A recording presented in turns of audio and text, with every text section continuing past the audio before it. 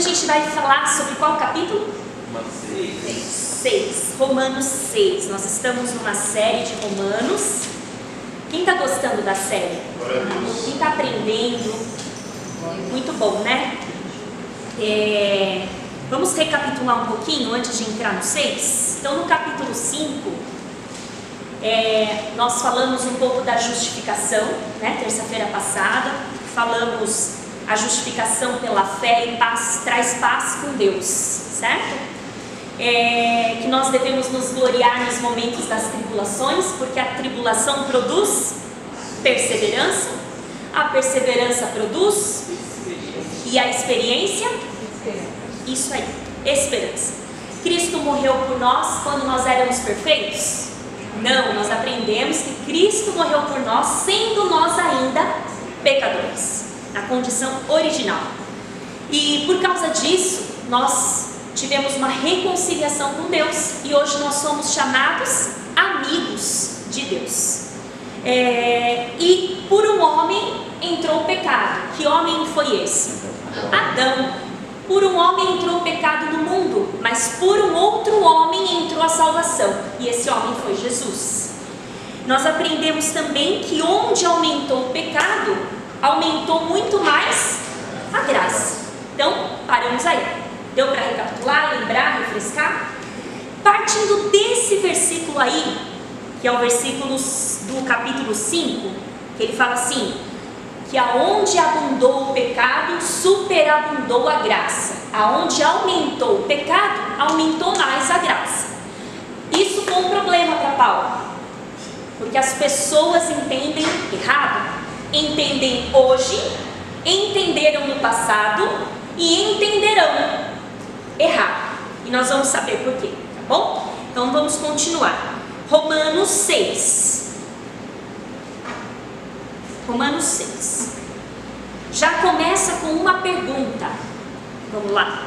A pergunta de Paulo. Depois de tudo que ele explicou, olha pessoal, onde aumentou o pecado, então aumentou muito mais a graça. Aí ele para e faz essa pergunta: que diremos, pois? Permaneceremos no pecado para que a graça seja mais abundante? Aí a resposta já vem rápida: de modo nenhum. Nós que estamos mortos para o pecado, como viveremos ainda nele? Ou não sabeis que todos quantos fomos batizados em Jesus Cristo, fomos batizados na sua morte? De sorte que fomos sepultados com ele pelo batismo na morte, para que, como Cristo ressuscitou dos mortos pela glória do Pai, assim andemos nós também em novidade de vida. Versículo 5. Porque se fomos plantados juntamente com ele na semelhança da sua morte, também o seremos na semelhança da sua ressurreição.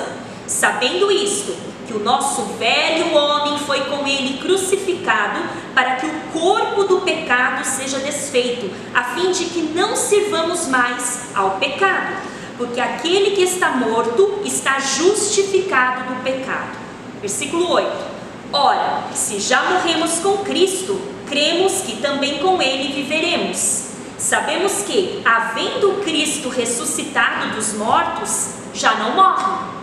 A morte não mais terá domínio sobre ele, pois quanto a ter morrido de uma vez, morreu para o pecado, mas quanto a viver, vive para Deus. Assim também vós considerai-vos como mortos para o pecado, mas vivos para Deus em Cristo Jesus, nosso Senhor.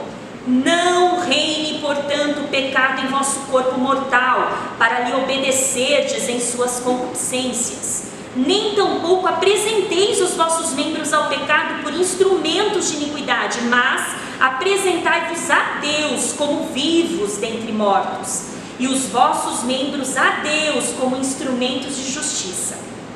Porque o pecado não terá domínio sobre vós, pois não estáis debaixo da lei, mas debaixo da graça. Depois a gente continua no versículo 15, tá bom? Vamos orar? Deus querido, Deus amado, que neste momento o Senhor possa assumir este lugar, que seja o Senhor que possa falar, nos orientar, abrir a nossa mente em nome de Jesus, para trazer transformação, provocar mudança, provocar reflexão, Senhor, provocar a cura interior, em nome de Jesus. Senhor, que as pessoas que estão aqui não saiam daqui do mesmo jeito que entraram, Senhor, que algo possa mudar, em nome do Pai, do Filho e do Espírito Santo. Amém. Olha só, no domingo, nós tivemos uma ministração aqui da palavra. Quem lembra o livro? Quem estava aqui no domingo? 2 Timóteo, vou dar uma pista, vai. 2 Timóteo 3. Você não vale, né? 3. Foi o capítulo todo, né? 3. Mas o que me chamou a atenção, obrigada. O que me chamou a atenção é que naquele versículo 7 está escrito assim: essas mulheres aprendem, mas nunca chegam ao conhecimento. Não foi isso? E eu fiquei com isso na cabeça. O que nós estamos fazendo aqui hoje? Aprendendo. Porém, o fato de nós estarmos aqui aprendendo não garante conhecimento. Não garante. Informação não é conhecimento. É a mesma coisa de alguém não saber dirigir e eu dar um carro bonito aí, um carro caro. Quem entende de carro? Uma Ferrari. A pessoa não sabe dirigir, a pessoa ganha uma Ferrari. E o que serve essa Ferrari para ela? Nada, só para ela admirar, tirar foto, postar, mas ela não vai conseguir usar, usufruir. Ela vai ler o manual da Ferrari, ela vai saber como funciona o painel da Ferrari, a seta da direita, a seta da esquerda, como que liga, como desliga, do que é feito o motor, mas ela não sabe andar, ela não sabe dirigir. E a informação na nossa vida não é conhecimento. Eu posso ter muitas informações, mas se isso não virar prática, não virou conhecimento para mim.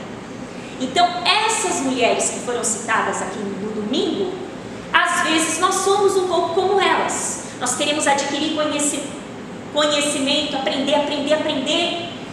E aí, de repente, a gente se vê sem saber. É muita informação e não sabe ainda o que fazer com essa informação. Nós não queremos isso. Nós queremos e devemos fazer esse pedido a Deus. Senhor, que toda a informação que eu receber se transforme em conhecimento, se transforme em prática de vida. Sabe por quê? Porque senão, quando nós tivermos 60, 70, 80, 90 anos, que Deus abençoe que tenhamos, nós ainda vamos ler e ficar perguntando coisas que nós aprendemos quando tínhamos 12. Porque essa informação, aí você vai procurar lá, nossa, um dia eu anotei isso. Não transformou em conhecimento. É informação vazia.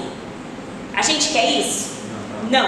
Então a gente tem que muito pedir a Deus: Senhor, eu estou indo lá e eu quero que essa informação se traduza em conhecimento para mim. Eu quero que essa informação que eu estou recebendo se traduza em boas obras, que faça alguma diferença. Eu não quero só aprender e nunca chegar no conhecimento. Eu quero aprender e chegar no conhecimento e passar para outro conhecimento. E subir. Amém? É um despertar do Senhor. Então vamos lá. Então Paulo provocou uma pergunta. Ele falou: então, se é assim, se nós somos justificados pela fé e somos salvos pela graça, logo, e cada vez que eu peco, se eu peco uma vez, a graça vem em dobro, vamos pecar à vontade, porque à medida que eu peco, a graça vem. Eu entrego o mal e vem o bem. Que lógica é essa? Aí Paulo fala: de modo nenhum. E aí ele põe até uma exclamação. A exclamação é exclamação. É um de modo nenhum, não assim, ó. De modo nenhum. Quando tem exclamação é porque de modo nenhum, enfatizando. Não coloque isso na sua cabeça. Aí ele continua: Porque essa pergunta, irmãos, é uma pergunta que os judeus tiveram e nós também temos. Eu já ouvi pessoas falando: mas se a salvação é pela graça, logo, por que ir para a igreja? Por que tomar Santa Ceia? Por que fazer o bem? Se nada do que eu faço vai me levar à salvação. Eu já ouvi pessoas falarem isso. Só que assim, essa pergunta, quando Paulo faz, não é só a respeito dos judeus, é a respeito de nós, nos nossos dias. Certamente, Deus, usando Paulo ali, sabia que um de nós iríamos ler esse trecho e também pensar da mesma forma. Vamos pensar assim, está livre. E o perdão é gratuito mesmo, a graça é de graça, então ela se manifesta em dobro à medida que o pecado aparece. Então posso pecar sossegadamente e no atacado. Sossegadamente, não vou pecar no varejo, vou pecar no atacado, porque o perdão é no atacado. Só que aí nós vemos o seguinte, que a interpretação da palavra de Deus, ela também é importante. O que a gente vê por aí? Não, a Bíblia tem várias interpretações. A Bíblia só tem uma interpretação, e é essa. Tudo que foge da palavra, tudo que foge do que está escrito, é quando a gente quer racionalizar, normalizar o nosso pecado. Nós queremos pegar o nosso pecado e encaixar o nosso pecado na Bíblia, e não o contrário. A Bíblia precisa se encaixar em nós. Ela vai nos confrontar, ela vai nos questionar, ela vai nos pôr para pensar. Enquanto nós estamos aqui sentados, ela vai fazendo tudo isso. Ela vai colocando você para pensar, lembrar, corrigir, sem ferir. E a Bíblia fala que se ferir, ela mesma cura. Então, do mesmo lugar onde a gente recebe a pancada, também vem o bálsamo. Não é maravilhoso? É maravilhoso. E o que vai contar é o que a Bíblia diz a respeito do pecado. Então, a Bíblia, ela vai chamar o pecado de pecado. Nada mais. Ela não vai enfeitar o pecado. Ela não vai criar palavras para dizer sobre o pecado. Ela vai chamar o pecado de pecado. E é isso que ela quer que nós façamos hoje. Então, por exemplo, o que é chamar o pecado de pecado? Ah, fulano tem gênio forte. Não. Não tem nada de gênio. Fulano é irado. E ira é? Tá, mas aí você está acusando o irmão. Quem é irado aqui? Algumas vezes. Ou alguém aqui é super, ultra, mega calmo, pacífico, podem pisar no seu pé à vontade e voltar de ré, tá tudo bem. Quem aqui nunca saiu da linha? Só fala. E eu estou falando, não é com só os de fora, os de dentro, com seus filhos. Quem aqui já perdeu a linha com o marido, com a esposa, com os filhos, com o chefe, com os funcionários, com os amigos, com os colegas, com pessoas na loja que vão passando com aquela bolsa, quase leva você junto? A ira é nas pequenas coisas. Às vezes a gente pensa que a ira, ela é ira quando ela se manifesta em pancada. Mas a ira é aquele morder de lábio, que você engoliu a palavra, sabe? Aquele morder de lábio, aquele soquinho no volante, né? Não falou nada, mas deu aquele soquinho no volante, né? Todos nós pecamos. Não foi isso que a gente aprendeu? Todos nós estamos debaixo do poder do pecado, porque por um homem entrou o pecado, e esse homem é Adão. Ok, entendido isso. Só que Paulo vai falar no versículo 2: não, você não está livre para pecar mais e mais e mais. Pelo contrário, você tem que morrer para o pecado. Paulo está falando, morrer. Você deve morrer para o pecado. Na verdade, ele até nem fala assim, você deve morrer. Ele fala assim, nós já estamos. Ou seja, acabou. Morreu para o pecado.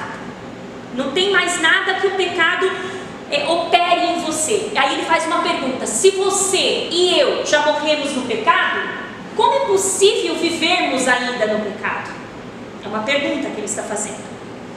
Aí a gente, para entender um pouquinho de pecado, vamos lá em 1 João,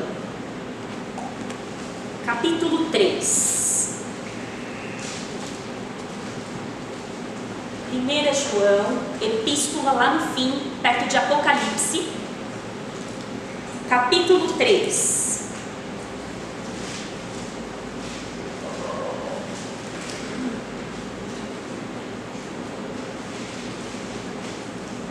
E o versículo 4 em diante. Quem achou, diga amém. Amém. Vamos lá.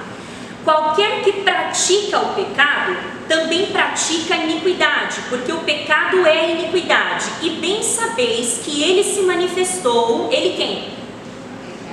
Não, Jesus. E bem sabeis que ele se manifestou para tirar os nossos pecados. E nele não há pecado. Qualquer que permanece nele não vive pecando. Qualquer que vive pecando não o viu nem o conheceu. Filhinhos, ninguém vos engane. Quem pratica a justiça é justo, assim como ele é justo. Quem pratica o pecado é do diabo, porque o diabo vive pecando desde o princípio. Para isto o Filho de Deus se manifestou, para desfazer as obras do diabo. Qualquer que é nascido de Deus não vive na prática do pecado, porque a sua semente permanece nele e não pode viver pecando porque é nascido de Deus. O que é que João está falando aqui e o que Paulo também está falando aqui? Quer dizer então que nós estamos pregando o perfeccionismo dentro da igreja? É isso? A partir do momento que nós nos entregamos a Cristo, não pecamos mais. É verdade isso? Sim ou não? João está dizendo que não vai viver na prática do pecado. Não vai ser uma coisa contínua. Uma vez detectado que está pecando, ele vai mudar a direção. Ele não vai permanecer nesse pecado. Mas amanhã tem outro pecado para ele lutar. E se ele cair, ele não está prostrado. Tem um juiz, tem um advogado que vai perdoar, que vai revolucionar a forma de pensar e levantar essa pessoa. Certo? Quem já foi essa pessoa? Poxa vida, nunca ninguém precisou de um perdão? Quem já foi essa pessoa na condição de pecador? Na condição, muitas vezes, várias vezes ao dia nós estamos nessa condição de pecador. Várias vezes ao dia, querendo, reconhecendo ou não. E aí Paulo fala: não sabeis que todos quantos fomos batizados em Jesus Cristo, fomos batizados na sua morte? Vou explicar. Paulo explica então que o Evangelho, a maravilhosa graça, é o que transforma o homem, certo? É o que duplica em seu viver a vontade de fugir do pecado. Porque se esse homem já pertence a Cristo, o pecado não tem poder sobre ele.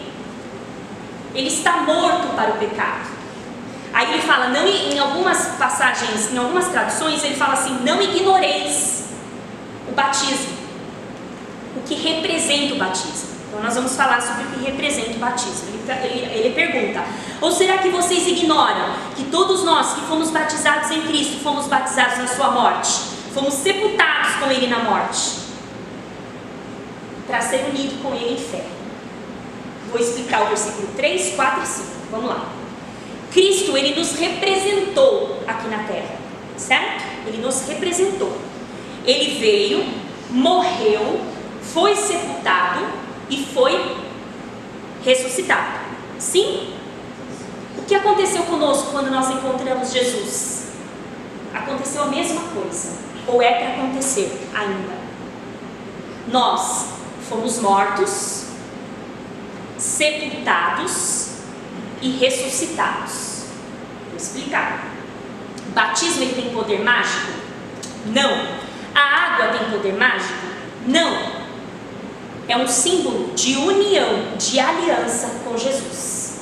E acontece algo absurdamente lindo, representando o que Cristo fez aqui nessa terra. Então, lembrando, Cristo veio, morreu, foi sepultado e ressuscitou.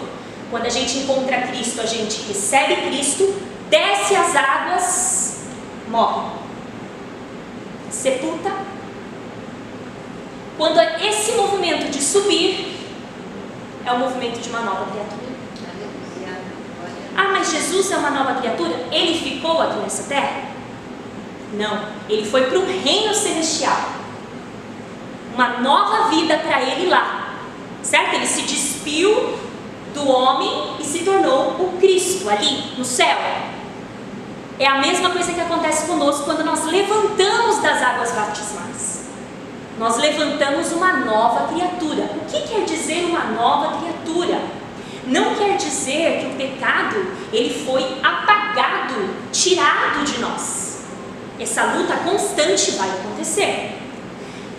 Porém, as coisas velhas passaram. Todas as coisas que me traziam vergonha, todas as coisas que eu fiz que me traziam vergonha, todas as coisas que um dia eu cometi, que entristeceram a Deus, ficaram para trás. E eis que tudo se fez novo. Mas esse novo não é algo que acontece por causa da água. Esse novo de Deus é por causa do que nós estamos fazendo aqui. Evangelho. Esse evangelho é que faz essa mudança experimental. Quando eu levanto das águas, eu estou mostrando ao mundo que eu não sou mais aliançada com o mundo, eu estou em aliança com Deus. Então tem um significado sim. Se você não é batizado ainda, isso é muito importante para você. É a sua aliança com Deus. E aí, não há poder para me transformar numa nova pessoa o levantar dessas águas, como eu disse. A água não vai mudar minha forma de pensar, a água não vai mudar meu coração, o batismo não vai me tirar a vontade de pecar, não vai. Ao contrário, talvez eu tenha mais luta. O meu corpo não se levantará da água anestesiado para o pecado. Não vai ser assim.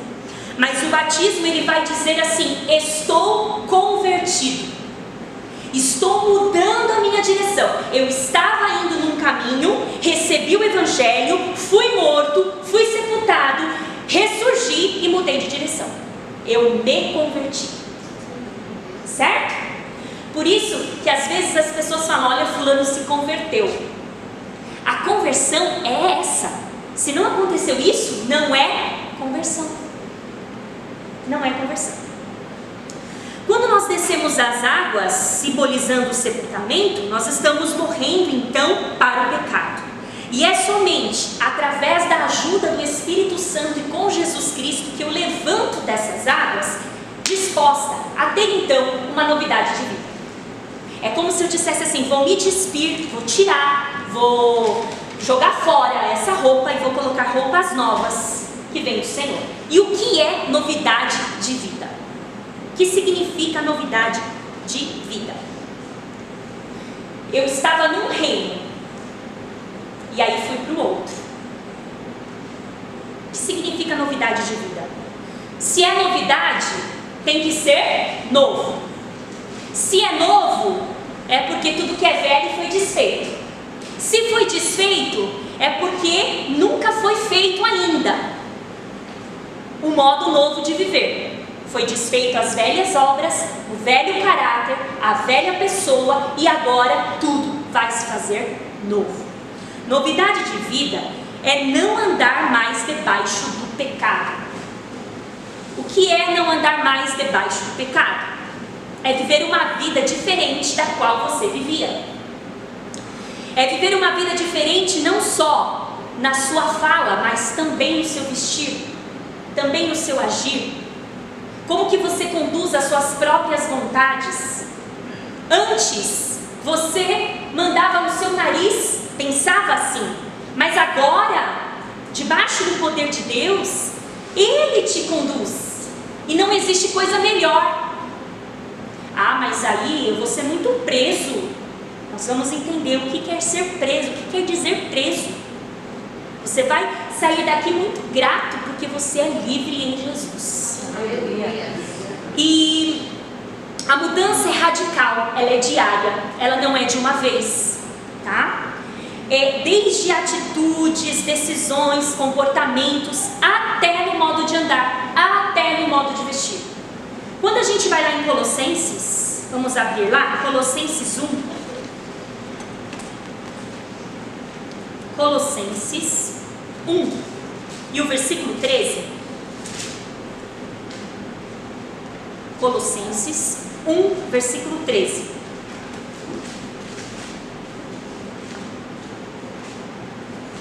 Diz assim: Ele nos tirou da potestade das trevas e nos transportou para o reino do Filho do seu amor, em quem temos a redenção pelo seu sangue, a saber, a remissão dos nossos pecados. Nós fomos transportados das trevas para o reino da luz. Nós saímos das trevas e fomos sozinhos para o reino da luz? Sim ou não? Não, nós fomos transportados. Isso mostra que é superior à nossa vontade. E quando nós temos uma mudança de vida, nós estamos saindo desse reino de trevas e entrando para o reino de luz. E é necessário que algumas mudanças aconteçam. O que ocorre com a gente? Muitas vezes, né? Eu tenho percebido isso. No culto de ensinamento nós podemos falar mais abertamente sobre essas coisas, porque nós estamos aqui para discutir mesmo, né? Nos tempos, hoje em dia, nós falamos muito assim: eu não estou presa muito a usos e costumes, eu não estou muito nessa, agora é tudo pela graça, né? A gente não vive mais debaixo da lei. E por causa disso, por causa esse erro de interpretação, algumas coisas estão sendo deixadas de se explicar para os novos entrantes. Os antigos já sabem como viver bem, já sabem como proceder bem, já sabem como é uma novidade de vida, porque eles foram discipulados. Mas os novos não têm o mesmo privilégio, ou por falta de tempo, ou porque não tem alguém que esteja caminhando ao lado, e algumas coisas nós estamos deixando de falar que são necessárias. Por exemplo, a novidade de vida, ela implica num novo linguajar. Implica, se eu falava totalmente, eu não estou falando que isso é pecado, mas eu estou falando que implica em mudança. Se eu falava só em gíria, alguma mudança vai acontecer na minha vida a partir de agora. Precisa acontecer, dentro e fora, certo? Precisa. Não tem como eu continuar com os mesmos gostos musicais.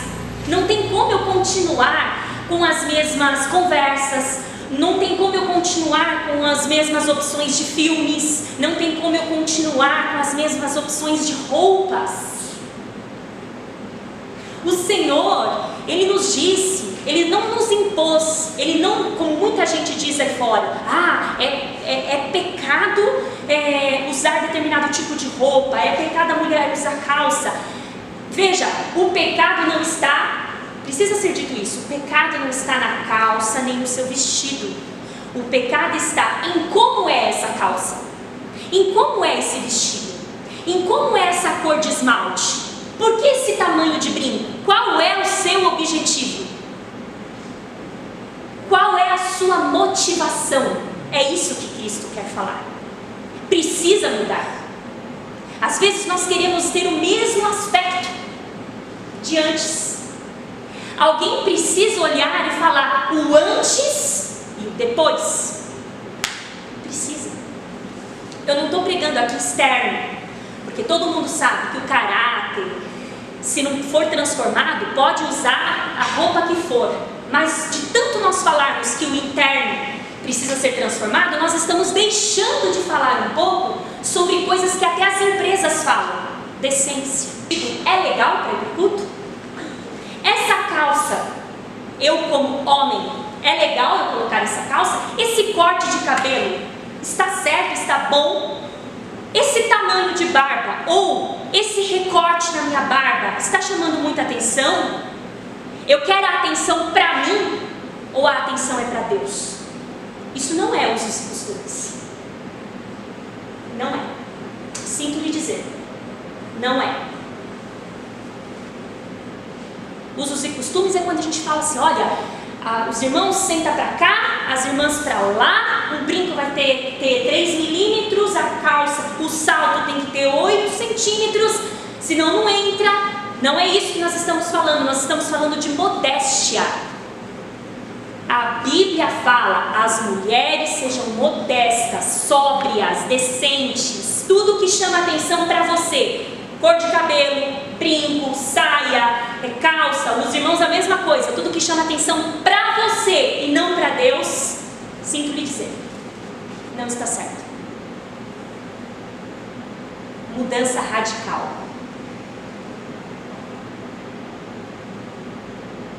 Certo? Mudança radical. Ser modesto é ser comedido, é ser sóbrio, é ser no limite, sabe? É ser comportado, até na minha risada. Já viu aquele povo que ri bem alto assim? Não é bem visto nem na empresa, vai ser bem visto na igreja? Eu não estou falando de usos e costumes, eu estou falando de bons modos. E bons modos precisam ser pregados. Sua filha que está crescendo, já tem 12, já tem 13 anos, já tem um corpo maduro, tem que cuidar da roupa dela também. Tem que cuidar. Vem para a igreja de um jeito que chama a atenção dos irmãos. Vestidos muito colados, vestidos de tricô, vestidos que dá para ver mesmo. Você é responsável por ela como pai, você é responsável por ela como mãe.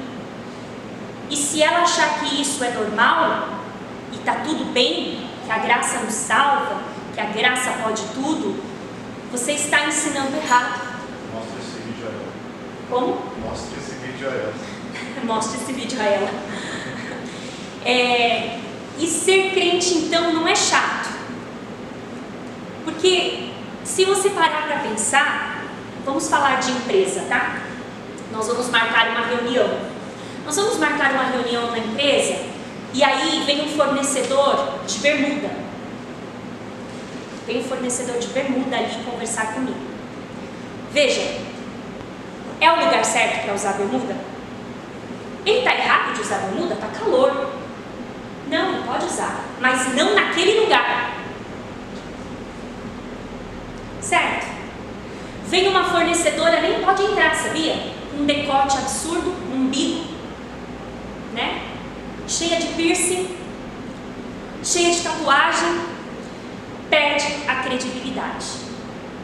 Se na empresa, a empresa pede para que algumas coisas sejam cobertas, por que na igreja eu posso vir de alcinha, eu posso vir de decote, o irmão que lute, tá? O irmão que lute, fecha o olho.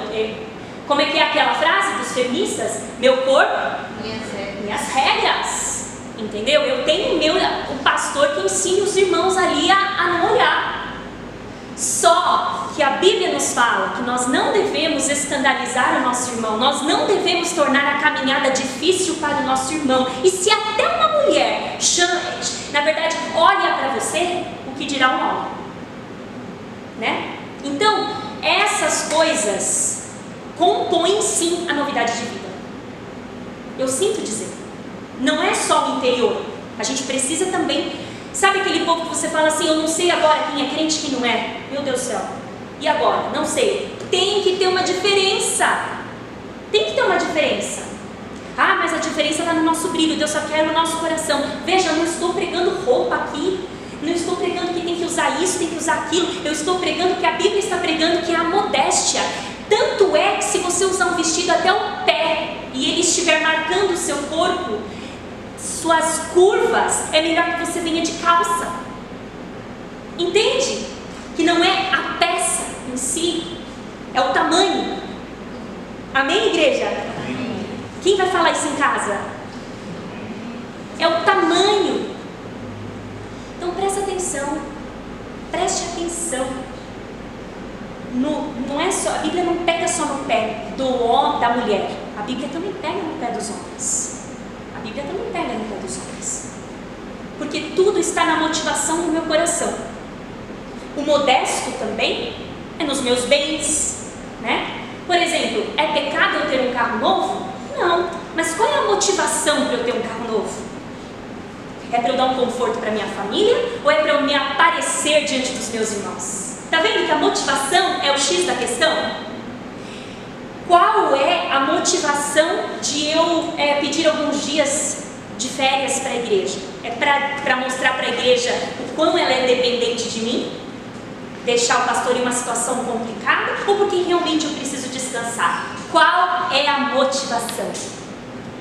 Qual é a motivação de eu estar aqui nos cultos de terça-feira? É para ninguém me bater? É para ninguém me chamar atenção? Ou é porque realmente eu quero aprender? Qual é a minha motivação? E se eu quero aprender, qual é a motivação que eu quero aprender? Por quê? Porque eu quero esfolar quem não sabe? Depois eu quero pegar o microfone e testar algumas palavras do dicionário e deixar todo mundo voando no culto? Qual é a minha motivação quando eu canto? Eu quero mostrar minha voz e eu sei alcançar várias tonalidades, porque eu quero louvar a Deus. E eu quero mostrar aos irmãos o quão é bom estudar a música, porque assim nós podemos louvar a Deus melhor. De novo, qual é a minha motivação? Novidade de vida é a minha motivação. Amém? Amém. Quem entendeu essa parte? Glória a Deus. Então a mudança ela vai ser radical mesmo, no convívio familiar, certo? O comportamento no trabalho, o que eu vejo, o que eu ouço, o que eu leio, o que eu assisto. E aí é um processo de santificação que se inicia quando você levanta dessas águas. Você não vai levantar com todos os pontos acertados. Inclusive, quando você descer a sepultura, você ainda está em processo de santificação. Ali acaba, até o seu último suspiro, você ainda está se santificando aqui nessa terra. Hoje um pouquinho, amanhã um pouquinho. Essa luta é constante, é uma vida totalmente possível, não é difícil, é uma vida totalmente possível. Sozinho não, com Jesus. Aí então quer dizer, quando ele fala morto, né? Ali, versículo 4, 5, 6, ele vai falar da velha natureza. Morrer para o pecado não significa zero tentação, tá? Não é. Pelo contrário, você vai ter tentações, você vai ter desejos, você vai ter vontades. E o X da questão é como você responde a essas coisas, certo? É como você vai responder a essas coisas. Significa dizer não para essas coisas a todo momento e a toda hora. Entende? Tentado você vai ser, vai sentir a vontade, vai sentir a tentação de perto, latente, na sua fraqueza, na sua dificuldade. É a sua luta com o pecado diária, até o seu último suspiro. Mas o segredo é como você vai responder a essa tentação, como você vai responder a essa provocação. Tentação é provocação. Como que você vai responder a essa provocação? Se a nossa vida, a nossa velha natureza, ela foi crucificada, como diz o versículo 6, com Cristo, para que o corpo do pecado seja destruído e não sejamos mais escravos do pecado. O que Paulo quis dizer aqui? A velha natureza significa que antes de nos entregarmos a Cristo, então antes de nós termos um encontro com Cristo, nós estávamos debaixo dessa natureza pecaminosa, essa natureza de Adão. E essa natureza dominava meus pensamentos, dominava meus sentidos, as minhas vontades, o meu andar, o meu vestir, o meu comportamento. Ela dominava. Por isso que quando nós morremos com Cristo, essa natureza, esse corpo caído, ele é destruído.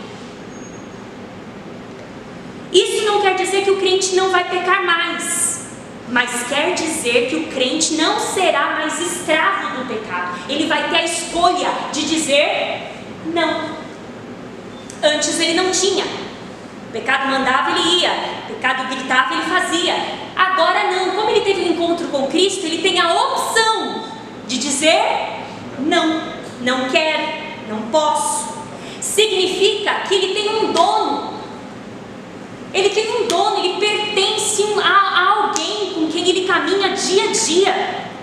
E essa santificação é uma luta que ele está fazendo sim para amadurecer mais e ficar cada dia mais forte.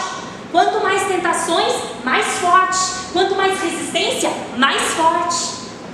E vai se formando então um soldado de Cristo, forte. Aí no versículo 7, 8 e 9, diz assim: porque aquele que está morto está justificado do pecado. Ora, se já morremos com Cristo, cremos que também com Ele viveremos, sabendo que, havendo Cristo ressuscitado dos mortos, já não morre, a morte não mais terá domínio sobre Ele. Olha só, por que Paulo usa a figura de escravo? No versículo anterior ele falou de escravo, agora ele está dando uma questão de domínio, falando de escravo. Por quê? Porque o escravo, nos tempos de Paulo, e não muda muito, de tudo que a gente já aprendeu, quando eu falo a palavra escravo, escravidão, o que vem à mente de vocês? Prisão, as aulas de história que você estava olhando para o teto, mas é escravo, escravidão. No tempo de Paulo, o escravo não tinha direito a nada. E quando é a nada mesmo. Ou era prisioneiro de guerra, ou era troca monetária, Quantos escravos você tem aí para mim? Eu te vendo isso aqui. Eu te vendo 5 cabeças. Então tá, 5 cabeças valem não sei quantos barris, não sei o quê.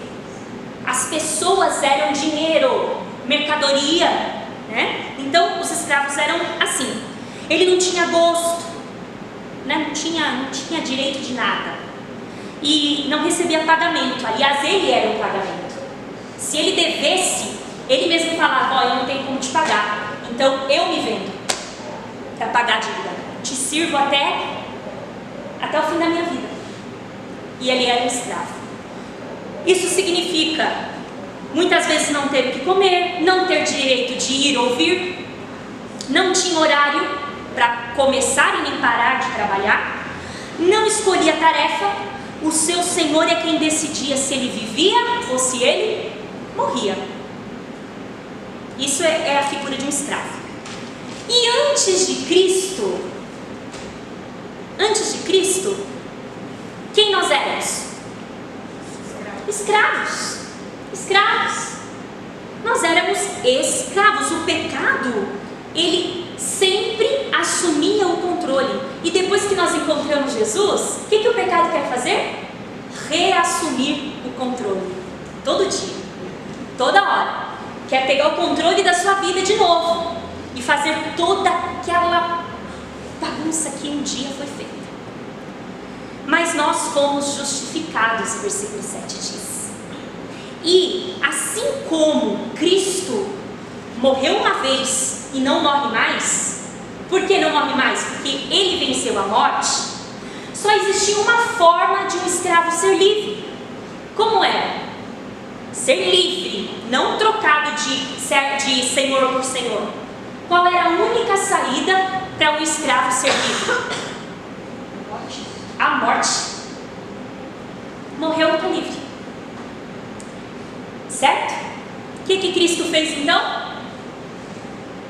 Fez com que nós morrêssemos e levantássemos livres. Aleluia. Livres.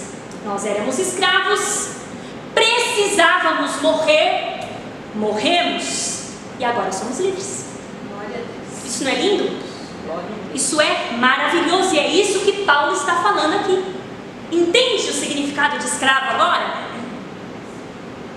Versículo 11, 12 e 13. 11, 12 e 13. Assim também vós, considerai-vos como mortos para o pecado, mas vivos para Deus em Cristo Jesus, nosso Senhor. Não reine, portanto, o pecado em vosso corpo mortal, para lhe obedecerdes em suas concupiscências, nem tampouco apresenteis os vossos membros ao pecado por instrumentos de iniquidade, mas apresentai-vos a Deus como vivos dentre mortos, e os vossos membros a Deus como instrumentos de justiça. O O apóstolo Paulo descreve o pecado aqui como uma pessoa até, né? Ele fala que é como se fosse um rei, né? O pecado, no trono, que quer a todo momento tomar o controle daquele que era escravo dele um dia, voltar no comando da sua vida, trazer de novo as velhas práticas. E isso inclui as vontades, e isso inclui também quando Paulo fala oferecendo os membros, inclui não só os membros, mas toda a nossa capacidade. Então, se você é um bom orador, Satanás quer que você seja um bom orador para ele. Se você é um bom cantor de natureza, Satanás quer as suas aptidões para ele. Se você é um bom compositor, Satanás quer a sua composição. Se você é um bom trabalhador, Satanás quer a sua força. Entende?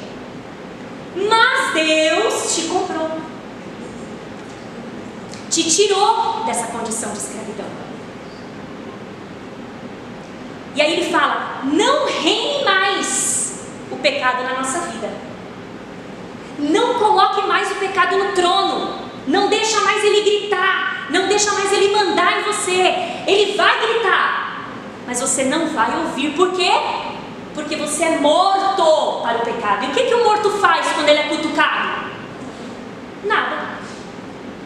Está vendo o que Paulo está falando? Seja como morto para o pecado. O que o morto faz?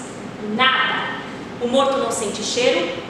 O morto não sente dor, o morto não segue com os olhos, o morto não toca, o morto não corre. Paulo está falando: seja como morto então, para o pecado, mas vivo para Deus. Aleluia. Glória a Deus. Ofereça o seu corpo como um instrumento para a justiça.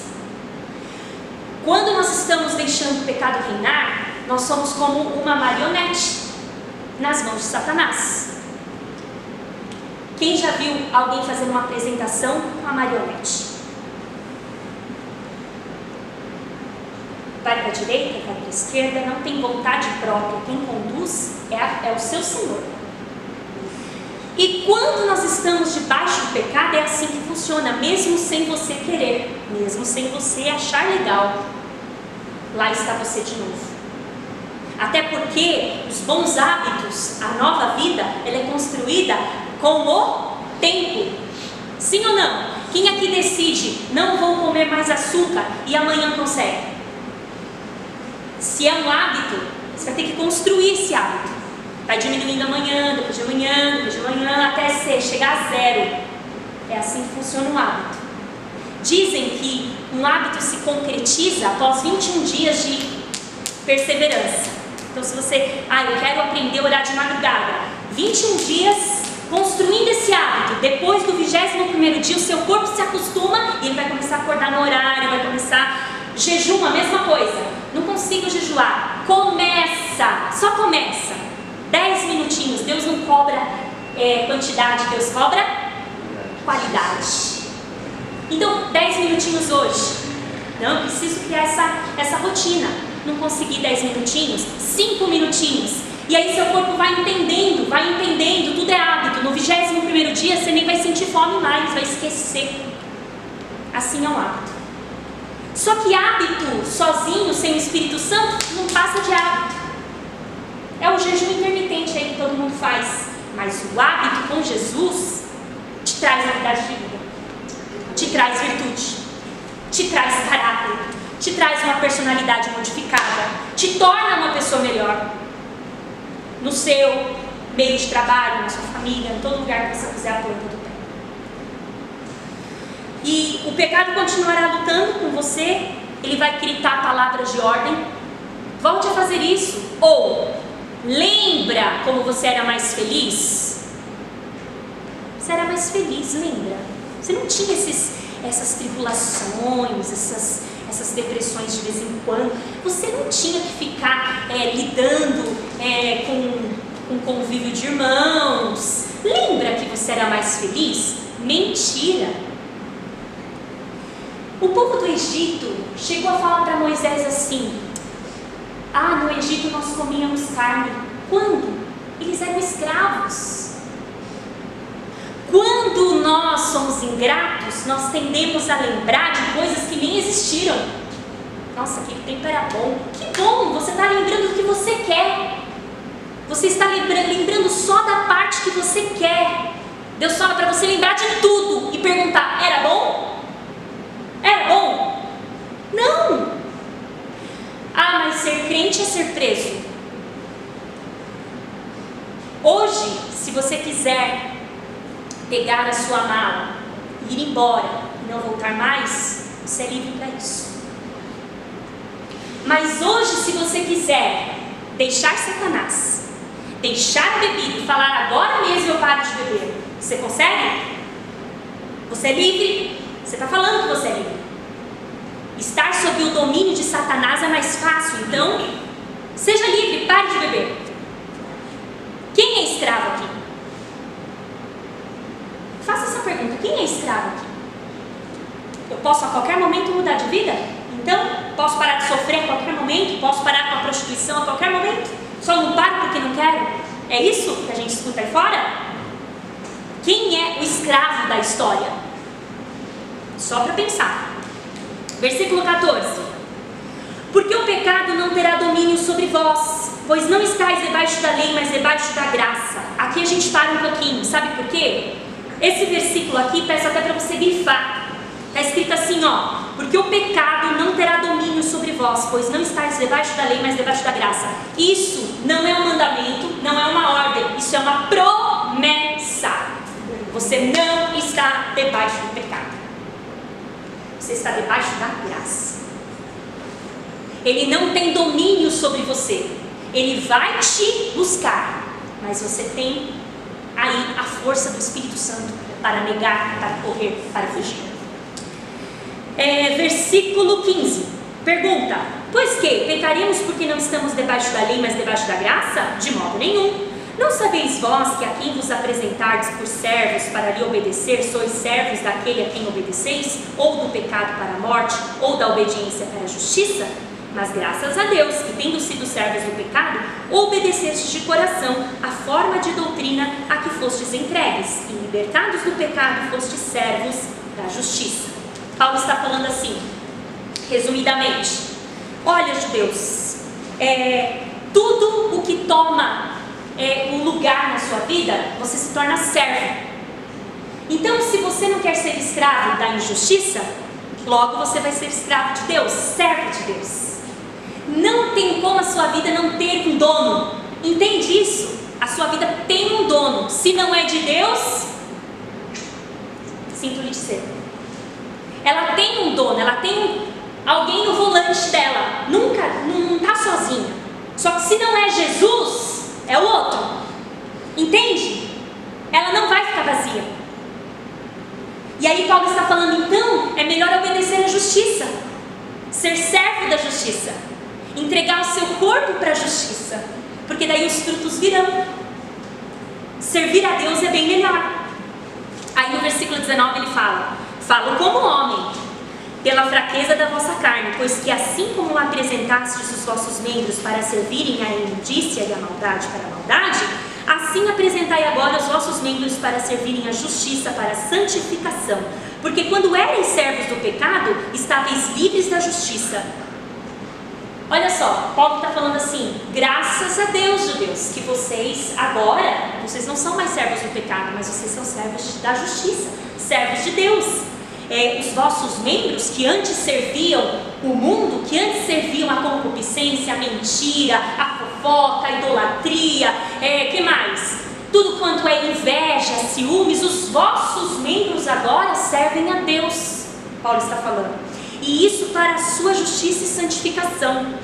Aí no versículo 21, e indo para o final, aí ele termina, e ele fala assim: e que fruto tinhais então das coisas de que agora vos envergonhais? Para aí nessa pergunta. Ele está falando assim, já que se você lembrar do passado, ele está falando para os judeus, qual é o fruto que você tinha, que não te traz vergonha? Tem algum fruto que você dava, que de certo não te traz vergonha? Aí ele fala assim, a resposta: porque o fim delas é a morte. Então não teve fruto, porque tem um fim já. Aquele que obedece às coisas do mundo, ao pecado, à injustiça, já tem um caminho, já tem um fim. Aí ele está falando, qual o fruto que você, de certa forma, produziu lá atrás, que hoje você não se envergonha? Afinal, o pagamento é a morte. Você não vai ter fruto nenhum, nem plantou e nem vai colher, não vai estar aqui para colher, porque a vida de pecado é essa, ela é o caminho da morte. Aí o versículo 22, ele diz assim: mas agora, libertados do pecado e feitos servos de Deus, tendes o vosso fruto para a santificação e por fim a vida eterna. Porque o salário do pecado é a morte, mas o dom gratuito de Deus é a vida eterna por Jesus Cristo nosso Senhor. Quem já ouviu essa frase? Olha, o salário do pecado é a morte, hein? Quem já parou para pensar nessa frase? Vamos pensar? Vamos lá. E aí a gente termina. Olha só. Então ficou claro pra gente que a gente não tem liberdade para pecar, certo? Ficou claro? Ficou. Também temos aí a nossa liberdade de obedecer às vozes de Deus e resistir ao diabo, que ele vai fugir de nós. Não vamos mais ser escravos do pecado. O caminho da obediência do pecado é a morte. E aí ele fala o salário. Por que ele fala do salário? Quando você trabalha, chega lá no dia 5, dia 15, dia 20, dia 30, o que acontece? Pelo menos deveria acontecer. Salário. Como a gente falou uma das terças-feiras, quando você recebe esse salário, você vai lá falar com o CEO da empresa, com o diretor: olha, eu vim aqui te agradecer, tá? Você me pagou. Você faz isso? Não, por quê? Você mereceu. Sabe o que o Senhor está falando aqui? Paulo está falando: aquele que pratica o pecado recebe o salário. Merecido. Salário nunca é imerecido. Quando alguém fala, vou te dar o seu salário, é que é merecido. Então Paulo está falando aqui: vocês que praticaram o pecado vão receber o seu salário. O salário do pecado é a morte. E vai ser recebido.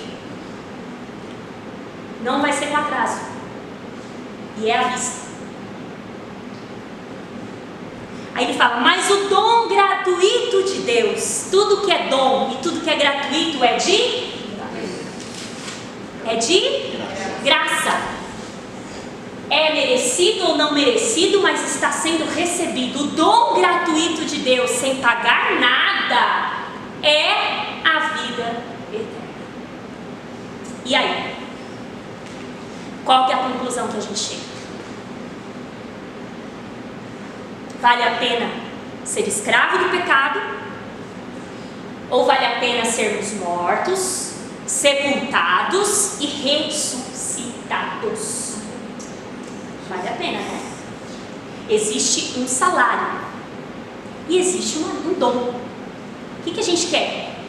A gente quer o dom gratuito de Deus, que é a vida eterna. Amém? E com essa carta, Paulo arrebenta com todas as dúvidas dos judeus. Se os irmãos tiverem alguma pergunta, alguma dúvida, é só me mandar depois. Espero que tenha esclarecido essa carta para vocês. E queria até propor uma coisa para vocês. Ouvindo o Toninho, cadê o Caleb? Pode desligar. Ouvindo o Toninho falar no domingo sobre a timidez,